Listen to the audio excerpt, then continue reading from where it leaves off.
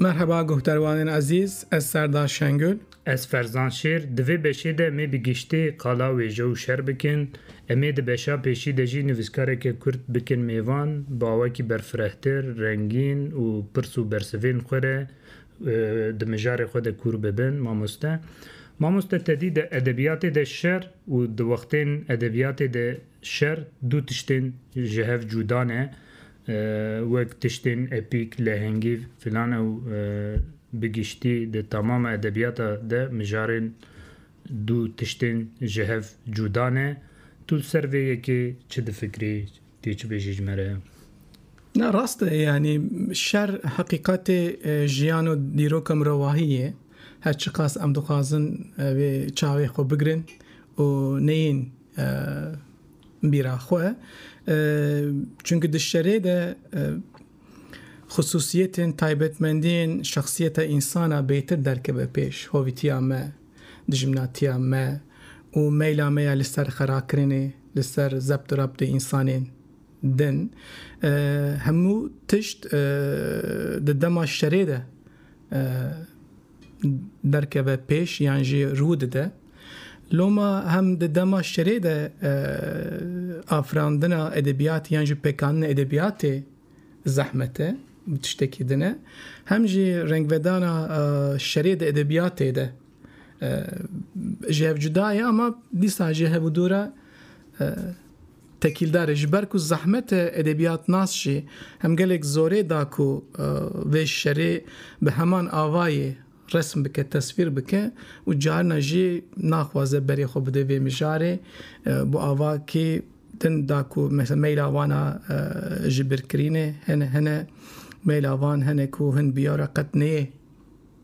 bîra xwe qet rûbirû nebînin wan re. Nizanim ez ê bersivekî wisa bidim, belkî tu dikarî bersiva xwe jî temam bikî. Bi min her tim yani şer bi xwe yani hebûna şer yani mijara şer de edebiyatê de em bêjin ji epîkê bigirin, heya dema romantîzmê, serdema modernîtê, postmodernîtê yani gelek formê xwe diguhere, temsîlên xwe diguherin. Di wextên edebiyatê de şer wekû tişteke çavkaniya mirova jî pê vegirêdaye. Yên din tiştekî xemek e, mîna xema evîndariyê, mîna xema hesret û dilovaniyê, mîna xema her tiştên ku ji bo hunerê bibe mijarek, di edebiyatê de şer mîna wan mijarek e. Lê di wextên şer de ez bawerim tişteke awarte çê dibe. Ji ber ku rîtma jiyanê diguhere, ji destê mirov diçe. Mirov heger şer tu carî ji bo her du aliyan jî tiştekî ne kontrol kiriye em bêjin. Şerên sar belkî netê de tiştên din lê bi xwe şerê germe wisa ne. Ew tîne bîra min, yani koşmasaydım yazamazdım ya Murakami'ye. Yani heke min baz nedaya min nedikarî binivîsanda. Dûr de behsa çend cure nivîskaran dike. Mesela hinek kese ne rû dinin bi deh rojan nivîsê xwe diqedînin, karê xwe diqedînin, demên xwe yên mayîn ji bo amadekariyê xerç dikin, ew kê wan dixin. Hinek kes jî hene Murakami dibêje, mesela rîtma wan heye, ew bi xwe rojanê dinivîsin. Rojê çend rûpel dinivîsin, çend saeta dinivîsin, lê her roj ji xwe re kirina adet dinivîsin. Murakami jî xwe dixe vê cure nivîskariyê. Hinek kes hene 100 metrê 10 saniye, 15 saniye baz, hinek jî hene 5 kilometre hêdî diçin. Murakami xwe dişibîne van kesan, lê tiştê ku Murakami behs dike ne tenê terza xwe ya xweser e, rîtim bi xwe ye. Ez bawerim mamoste şer vê rîtmê ji holê radike. Loma jî yani tiştê ku tê kirin tiştekî awarte ye di wextên, yani tiştekî ne asayî ye, ne hêsan e. Ne rast e xeberat tê, yani wekî te got yani de edebiyatê de gelek cure hene, işte de dema serdema antikîte de, dema Yunanî de yan jî Mezopotamya wate û şer jî cuda bû û amûrên şer jî جدا بو و پیشری قرن ناوین دجی yani gava şeklu şevaza şer duguhere amuren ku de şer de bikatinin duguhere tesira şer ji hem lister insana hem ji lister civaka duguhere u helbet imkanin ve gotuneji de ve varide ve duguhere yani cure edebiyatı u cure şer behevre duguherin legava emten serdama modern به کشف کردن چکین نو چکین گران مرد ش دمن بره بهتر خو نزدیکی مرنده به یعنی تاثیر شر به رنگیجی هنه تجنش کاوه دمری یعنی دمن بره ده حتی کتبچ انیا شر روبرو شور مرتا نوسا انسان دهاتن روبرو لی به بکارانینا و بالا فرا و بمبیا فوزیا روکتا نزان چه ایدی تو المالا خو تو راد کوی و بشف تو یعنی شور مرتال هست یعنی مروف دکاره بیجه اف نبونا یعنی شر بوی رنگی نبونا بلکه جی دون کیهوت یعنی کار بو باهاتا نویساندن aynı usta Don Quixote جی اکو شرین انتیکیته جی اوی شرین شوالیه قهرمانی لهنگیلی وکی تگو او ریتما جیان جی دگو هری ده سرداما مدرن ده و ریتما مرنی جی دگو هری یعنی مرنو تکیلیا مرنو جیان جی بنیوه گو هریه ایدی ادبیات مجبور ما خصوصیت خصلت انسانی دشتره ده که درکه و میدانه analiz bike yani yanji tasvir bike yani dışarı eko Stendhal, Emil Zola, Tolstoy vana gish şereku insana xarab kiriye bajara xarab kiriye belki tu beter قالاوات اشتابكي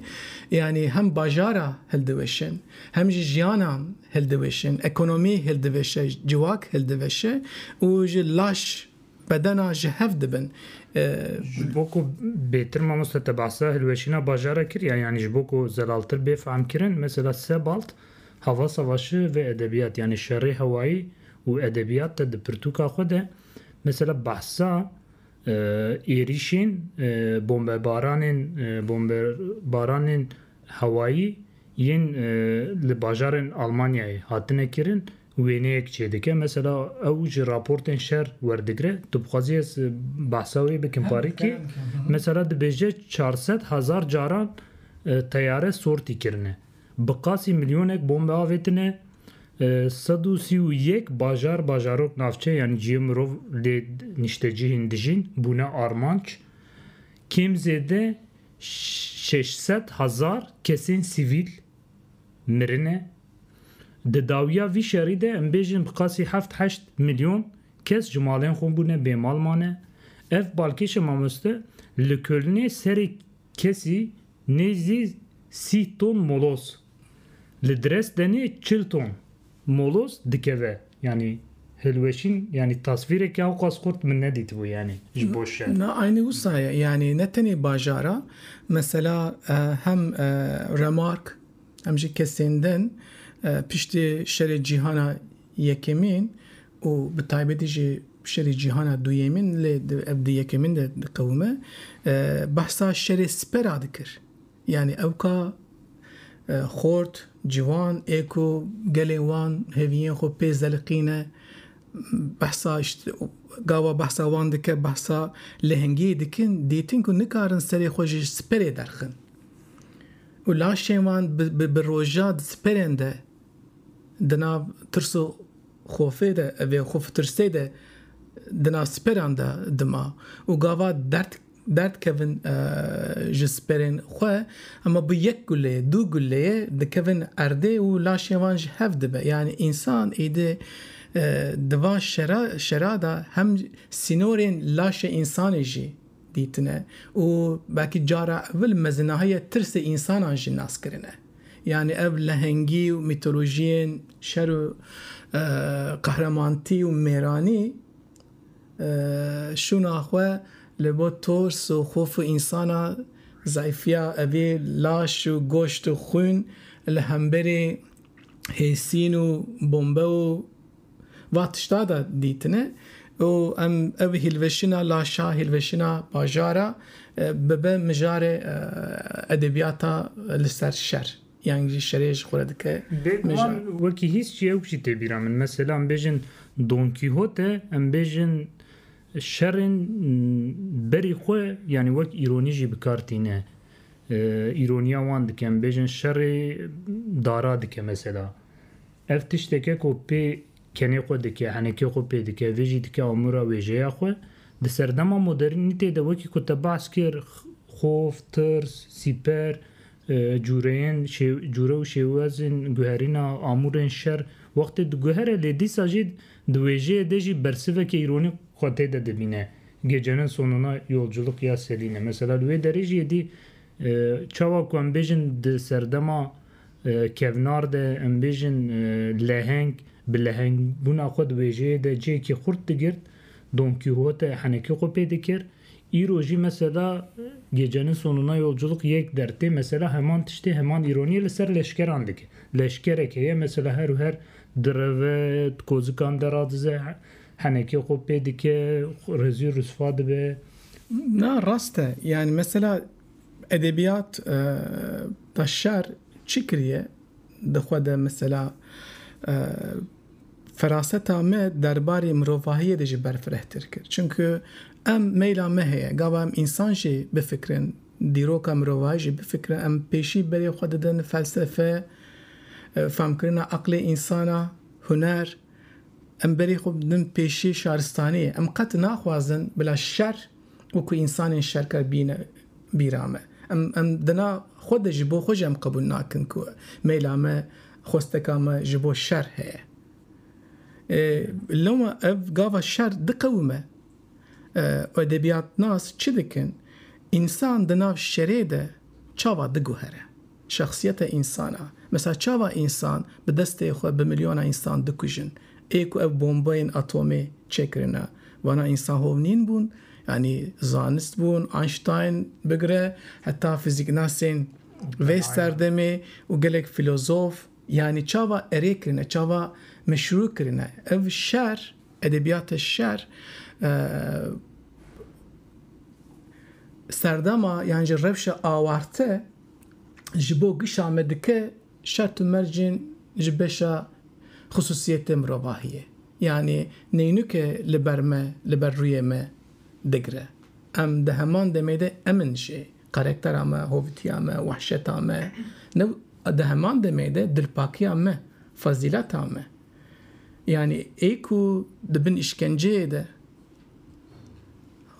xwe û hevalên xwe nedide dest ji insane eku lê işkence dike jî insane her dijî insane her dijî merivin ka em dikarin li gor tenê biyolojiyê van fizyonomiyê van bêjin heman cirayne na işte şer tam di vê warê de gelek hususiyetên û şexsiyetên insanan derdixwe pêş. Ez bawerim di heman demê de mamoste xusûsiyet û rengên xweser ên civakên jî mesela awayên wan yên şerê çawa cuda be em bêjin Viking,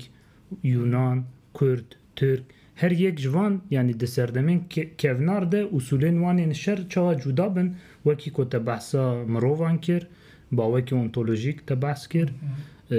ez dibêm xusûsiyetên bersivdana şer di wextên şer de reaksiyonên milletan jî civakan jî diguhere mesela sebat di wê kitaba ku ez behs dikim hava savaşi ve edebiyat de behsa xusûsiyetên Almana dike dibêje yani rewşeke wisa hebû ku yani wek min got bajar hilweşiyane bi tonan bombe hatine baran yani mesela ew kekeye rojnamegerekeye trenek li Hamburgê di navbera em bêjin taxan de bajarokan de diçe û tê dibêje bajar hingî kavil bûbû yani mirov nedixwestin bibînin kesê ku di wê trênê de li manzereya derve binêre ew kes biyanî bûn yani tenê kesên biyanî dikaribûn serê xwe rakin ji pencerê li derve temaşe bikin. Kesên niştecî, kesên Alman ê wê derê nedixwestin bibînin. Loma jî Almanyaya Federal sazûmaniya serkurdkirinê xistibû şixulê. Yani wisa ku bi qewlê Enzên Beyger defoyên xwe bi kirasên dilpakî ve bilindkirin nedixwestin wê hilweşînê bibînin. Henrik Böll ji bo vê yekê dibe yani wêjeya têkçûnê dibe. Bersiva em bêjin li gorî Sebald bersiva Almanan û wêjenasên Almanan jî bi vê bername em bêjin propaganda û vîzyona Almanyaya Federal li hev bû. Mesela em bêjin du cure nivîskarên wê demê yên ewka Sebald behsa wan dike ji bo hinekan dibe penaberên navxweyî yani muhalîfên naziyan e nebûne nazî hevkariya naziyan nekirine lê welatê xwe jî terk nekirine ji bo van cure nivîskaran temenên wan jî hene yani em bêjin dibe penaberên navxweyî.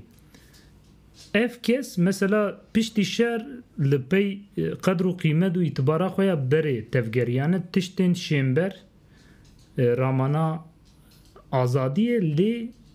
li gorî humanîterî ya rojavayî wêjeya xwe saz kirine piştî şer nifşan û jî hingî bi xwe ve eleqedar bûye hingî tiştên ku hatine serê wan ve eleqedar bûye bi dehşeta derve ve eleqedar nebûne nedîtine yani hem nifşa kevin ew kesên penaberên navxweyî hem jî nifşan û nexwestine wê yekê bibînin. Balkêşe mesela behsa Henrik Böll dike Sebald dibêje melek sustû yani melek bêdeng ma nepeyivî ew berhema xwe ew şahediya şer dike lê piştî 5 salan çap dike yani piştî şer çap nake. Ev jî bi min pir balkêşti yani her netewe û her civak bersiva wan a şer jî diguhere. Nesa? Na rast e yani tecrübe serdemê jî diguhere yani li cureya şerê jî tesîrê li ser reaksiyona wan dike. Mesela di şerê de di heman demê de ev sebarê Jean-Paul Sartre rêyên azadiyê mesela devê warî de gava şerê Fransa behsa va tişta dike însan di şerê de mecbur dimîne ev xerakirina ritma me behs kiriya gava ritma jiyana rojane xera dibe berpirsiyariyên nû derdikeve pêşberê mirov. Yani mesela lehengên vî entelektüel akademisyen jî sosyalîst dema şer de gava em devam bikin karê xwe berê bikin yan jî ev îşgal ew ka zulm û zordarî ê ku jiyana me ji binî ve guherandine berspirsiyariyekî nû li ser milê me bar dike yan neke. Yani tercihên nû jî tabi tercihên nû jî li ser milê te bar dike yani jî li ber te vedike. Loma romanûs mesela carina şerkirina yani ji berxwedana li hemberê şer jî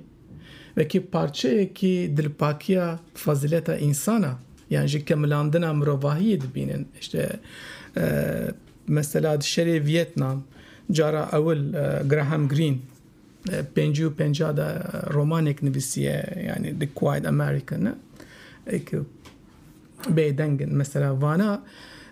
behsa şerê Vietnam'daki û tekçûna şikestinekî Fransa li şerê Dien Bien Phu li hemberê Vietnam behsa va tişta dikir. Ama mesela ev roman cara ewil behsa ideolojiya devleta derbarê şerê de jî ifşa dike. Yani şer ne tenê barandina bombeyane de heman demê de ku biriya CIA istihbaratên xwe edebiyatnasên xwe sinemagerên xwe dikevin vê şerê û vê şerê tesvîr dikin ev denav şerê de şerekê din derdkeve pêşiya me mesela ev şerên bi vê rengî tesirê edebiyatê weke şereke sar ne sereke sar şerekî îdeolojik şerekê çandî êdî şerên cur bi cur bi hev re girêdan yani şer di vê varî de naveroka edebiyatê jî hunerê jî digorîne mesela cigerxwîn li ser şerê Vietnam ev Dien Bien Phu evê ristekvî heye dibêje Dien Bien Phu lingên koledar li ser te rabû kurên tegernas xwedanê kuştin ev navê mezin ji bo te hiştin yani xwedanê ber kuştinê wekî mînakek êdî wekî dilpakiyek derkeve pêş li seranserê dinyayê êdî rola edebiyat çi ye piştewaniya va tişta bike va qehremaniya bike yani ritma edebiyatê jî ji ber şera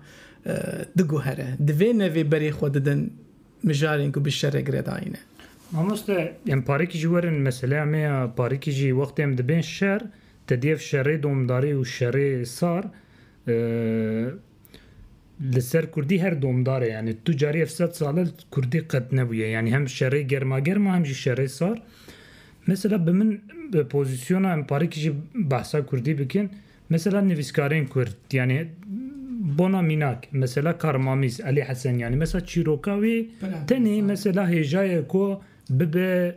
alegoriya nivîskarên Kurd ên di şer de Balkîşe mesela di sala 64 de mesela li İranê girtîgehê pirtûka xwe dinivîse li wê derê win dadibe cara duyemîn li serê çiya pirtûka xwe dinivîse li wê derê dikeve nav çem hinek bîranînên weşanxaneya em bêjin aramê kevne şervanên Kurd filan bêvan tedî çap dibin ya li wê derê jî hin tiştene wextê min teza xwe ya doktorayê nivîsand li wê derê jî çîrokên bi vî rengî eşkere bûn yani gelek berhem ketine çema girtîgeha destanîne ser yani ji hêla fîzîkî ve jî tiştekî bi vî rengî heye cara sisêya mesela Hesenyani dîsa pirtûka xwe dinivîse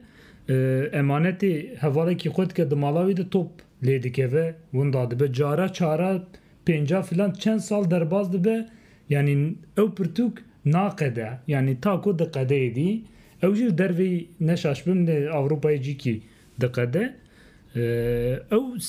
ev serpêhatî bi xwe bi min wekû serpêhatî ya yani hem metnên Kurda pirtûkên Kurda hem jî nivîskarên Kurdan ya di şer de pir bi zelalî eşkere dike bêguman wisa ye bêguman mesela gava Raymond Williams evê şoreşa dirêj Long Revolution nivîsî bû evê 200 saliya daviya Brîtanyayê de evê rabûna xwendekarî ne wisa biriya mekteba çawa têz û guherîna senayî endûstrî pêşketina bajara çawa naverok û rola edebiyatê guherandiye mesela 200 saliyê de sekiniye meriv dikare mesela vê tiştî vê çerçevê ji xwe re mînakek bigire lê di heman demê de Latin Amerikayê diçi qewimê mesela Carlos Fonseca Amador li ser li şûna Revolution evê şoreş evê dirêj tiştekî din bikardîne raperîn serhildan çünkü dîroka wan bi raperîna ji raperînan pek dihatin her dem di şer û îşgalê nizam çi dibin loma nivîskar yan ji edebiyat nas mecbur dimîne li gor vî jî reaksiyon bike wekî te bakişan işte Ghassan Qanafanî edebiyata berxwedanî ê ku di zindanê de di sirgunê de yan jî mecbur dimînin binivîsin edebiyata wan çi cîwre ne em çawa tesnîf bikin yan jî edebiyata şaxa Kurda Haşim Mahsum Ahmedzade di kiteba yani edebiyata çiyayî dibêjin ekî pêşev û bêkes û gelek şaîr hebû di heman demê de peşmerge bûn di nav şikeftan da şîrên xwe dinivîsandin û belav dikirin yani di Kurda de xeberatê ye yani ya di sürgünê de ya di nav şikeftan de ya di zindanan de yani mesela em bêjin wêjeya Almana mesela bi qasî ku min ji Sebald xwendiye tabii ev تثبیتا من هستین من يعني تشتكوا لجم من شكرنا نلي كولينا بيجن وخناص بير كليتك فرهنجة كمزن مثلا من وسطك وجه ألمان قيج بركرني ما مستا يجي ويان بقاسكم من خواندي ي حي فلانينه يعني وقت كنت أهارون أبل فل دقيني فلان يعني دخوازه وتشتين كل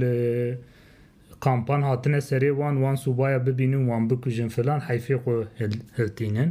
يه ارمنان بقاسيكم من خوانديه يعني نزده طبي خواندنا من لي قيدي تشتين قيدي يعني تومار كرن اثبات كرنا كومكوجيه هر چقاسكو بيرانين گلكتي دا يه فلسطيني وكي كنت باسكر يه برخدانيه وان بيجن يه كردان جي بمن وسط تيكو تمام چياي تي ده هنا كيس هنا دبين وجهه گرتيگه وجهه چياي فلان لي يه سرگون هر وكي دن تجي ببير قست بمن زيادتر او كين وين ين بيرانيني وشخصي زيادتر جهيلا ويا كولكتيف دردقه بيش مثلا غارديان خادم ازي يكي بوكوجم مثلا جبوت ميناك وساتي بيراته يعني شر برسوا وجهه كردي بلكي مي باشوري بي بين بيراته چتشتكي يعني برسواش وجه ده مثلا چه جوره شر این مهنه مثلا وجه كردي چه جوره برسف دانه يعني بمن ده ادبياتا كردي دجه دجوهره مثلا ادبياتا قفقازي شريكو تصوير دكن جدانه ادبياتا باكورجي لگور سردمه دجوهره هلبت بتشتدنج هنا مثلا روشلاتي باشو جه مثلا اتنه هاي مثلا گاوا جشر ودگرن بلكي ميناكا كا أبي أدبيات هلوشيني تيده هنا ده لاستيك أبي لاستيك مثلا وانا رومانين جانا جالدجي هنا مثلا قاوات دچن شر تراما وان مزند به مثلا أبي الشر لستر شخصيتين حتى لستر شروانين چاوا تاثیر دکه تراومای وان گاوا بدگرن تبلوبونا وان انتگری وانا جواکی چاوا بو دوی وارد ولاتی که دخوازن بدگرن جبو و شر کرنه چاوا گوهرینه يعني اوی جوری که به رنگی هه تشتن اپیک جی هیج دنامه ده هنه ای بحثا قهرمانتیه لهنگی بکن بلکه الهامین خواهش شری دمدمه بگرن اما ایدی رومانین کردی جی تکچونا پرچبونا شخصیتا برای خود دن تاثیرین دبن تاثیر بلکی پست مدرن پست بنیادگری دبیجن ببکارانینا پسیکانالیزی ایدی دکبن هندری انسانا قهرمانین وساجی ایدی بخصمی جی باکر درد کردن پیشیامه بلکه هفته بیم بیتر رنگ وادانا واتشتا لسر رومانا کردی يعني وكي قلتنا كي داوي ما مستخدم تشتكي وسا يعني بلكي دروي ويجي بجي مثلا ديسا امبيجن او كسين كل لسر ديروكين شرو ألمانيا فلان ليكولين دكين ستيك داغرمان نشاشبم ستيك داغرمان يعني بحثا او كي دكي دبیجه پشتی آگربستی لآلمانیایی پشتی که اوقاز بومباردمان کابل تشتمش چه بون ویجه کابل کانم بیشن ویجه تیکچونه فلان دبی مثلا لهامبورگی ارکسترا یک مزن چه دبی گلک انسان دچن یعنی به فکر ارکسترا یک مزن لدخل دبیجه ancak kesin Alman dikarbon tişteki vusa bikin li vaqti em vedgerin Kurdan vaqtin şerti biramın mesela jarg yani spır buçuk bum li bişeriye şaredari heye mesela lambeye tedi zedel kolanan lambetine li ber şaredariye lambeye kebu mesela meşgure top edilist futbol mekevre adani bu filan yani jarg denge takine dahat mesela tel azmane meze dikir ev fişeken tedi agir pevene ya derbaz dubun tuşkore top edilizi برسوا کردان جی بیامن یعنی نه بلکه ارکسترا تدیش خو یعنی وک عادتی الجم کرداتنه لی مثلا گوونته موزیکه مثلا او جی بمن یعنی وک برسوه که نه تشتکی ویجی راسته مثلا گاوات تیوات تشتاکر او بحثا و فشکا او فرنا فشکا کر او چارنه که شرکو بیرسته بیرامنه چار زاروکن وینه امروکی چی لکن ترک و عرب و فارس و کرد به یکم سریوی دویم لاشوی سریم دستو پی و چاره من چک دانه سر ملیوی یعنی بو کرد کی پر تصویر کی خوشه بچک و سلاح مرف تمام نابه جبو زاروک کی بقاسی کو دست پی و سری مرف سلاح شی پرچه لاشوی تام هل بس تام جی رنگ بدانا واش شری دناب ادبیات ده مرف دکاره مینا کام زیده یا پیشیامه بلکه ندکارون مجار کورتر بکن مینا کن خواه زیده تر بکن ساعتات خوش همش خوندک گوهداریم خارجی بیجیم گوهک لما گوهک لدنیبن ساعت خوش جاره کی دمامسته